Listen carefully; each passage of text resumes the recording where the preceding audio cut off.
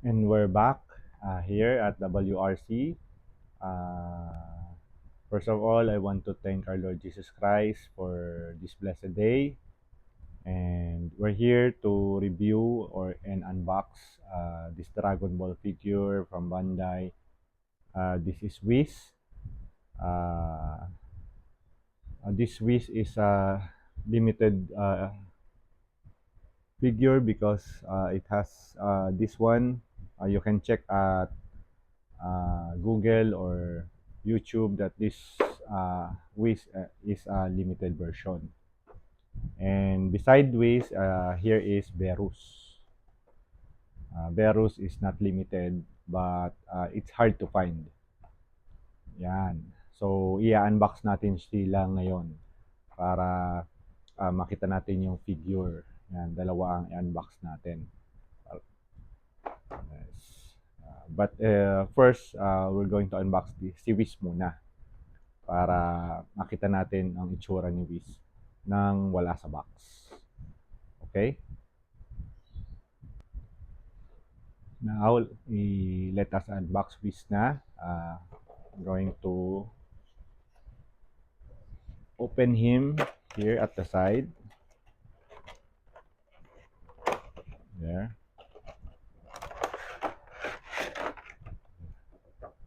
Yan. So, nakalagay siya sa plastic tray. Yan. Meron siyang staff, then may extra siyang head, meron siyang extrang kamay, na pwede mo siyang para pagka pinost mo siya. Ayan. Ayan. Pakita natin si Wiz mismo. Ayan. Ayan siya. So,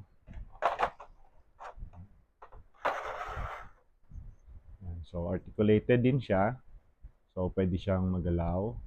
Pwede mo siyang i-pose. Ayan. Yung sa legs, medyo limited kasi dahil dun sa kanyang garment. Yung garment niya is plastic din. There, yan yung likod.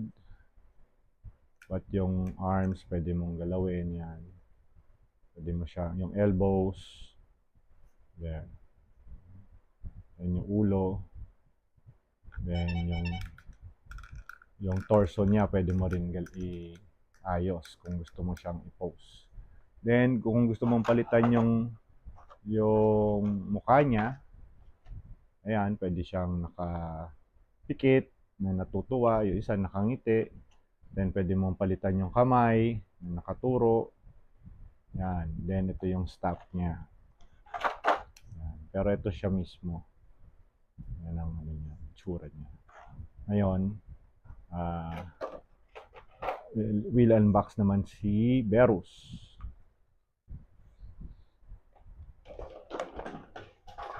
Here is Berus. The same lang din sa side ang pag bukas kay Berus. Yan. Pag inopen mo siya, dito rin sa side. Yan.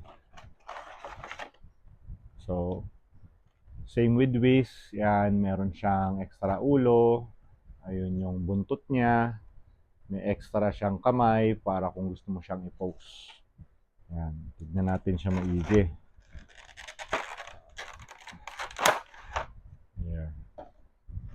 There's Berus.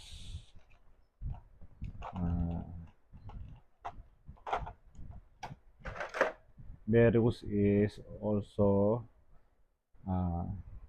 poseable na articulate siya. You can articulate the knees, the legs, yan, para kung gusto mo siyang parang tumatakbo.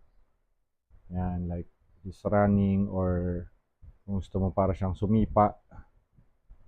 Pagka nagkaaway niya si Goku.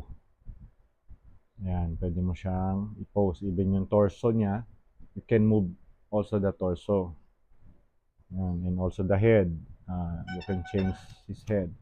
And here is the extra heads. Ayan, yung isa nakapikit. I don't know if this one is laughing or tumatawa siya o nakapikit lang or umaaray. Ayan, or he's hurting. Ayan. And this one, hindi ko lang alam kung kung masaya ba siya o ano kasi itong nasa original na ulo is nakasimangot lang na walang expression. Ayan, and here is the tail. Lalagay mo sa likod niya. Ilagay natin para makita natin. Ayan, kasi si Berus is merong tail. Pwedeng naka ganyan or naka ganon. Nasa sayo na yun. Gumagalaw din yung tail niya. May articulation din yung tail. Pwede mo siyang i-post na nakaganyan. Ayan. So, you can pose him whatever you want. Ayan.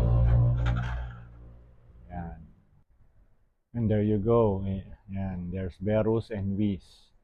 Actually, you can buy this separately, but the best decision is to buy them both. If you're lucky, the store has them both. Pwede mo siyang bilhin ng sabay. Mas maganda kasi dahil sa Dragon Ball anime, magkasama sila lagi.